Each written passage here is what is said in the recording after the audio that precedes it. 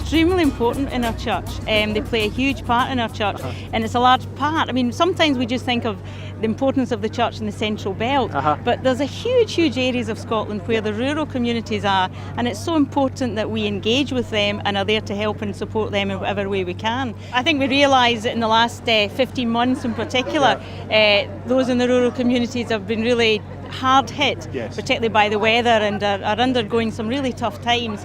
And that's where the church has to be there to support them in any way we can with that. So it's just great to be here. I work in the European Parliament, and one of the main issues that I deal with is the reform of agricultural policy in Europe.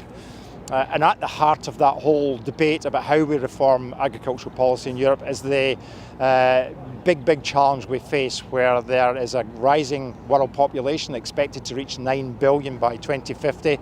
There is a shortage of land, water and resources that we use to produce food are becoming ever scarcer, and therefore how do we encourage and create a more sustainable food system that can deliver to feed these extra numbers of the population as it grows, and also ensure that the large parts of the world where people are starving and hunger is a major challenge, how we can develop sustainable food systems and farming systems that allow them to feed themselves. This is the work I've been involved in for the last 2 years. And it is a huge challenge, probably one of the single biggest challenges that we face as to how to feed this growing world population and a wealthier population looking for ever greater quantities of food when the land that we produce it on, the water that's needed to do it and the resources are becoming ever scarcer.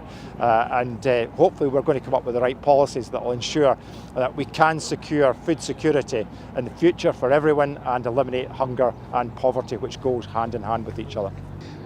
For a number of years, the Mission and Discipleship Council have worked with our ecumenical partners because we felt it was very important to have a presence where people are gathered. And they talk about maybe being 200,000 people being at the Royal Highland Show over the 3 days. And so the church wants to be seen where the people are, and also addressing some of the issues that are particularly relevant to those who work in the farming and rural communities.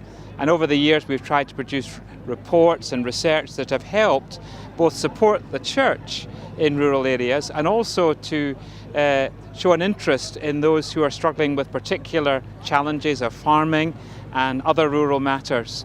And it's great to be here with a number of folks from different denominations.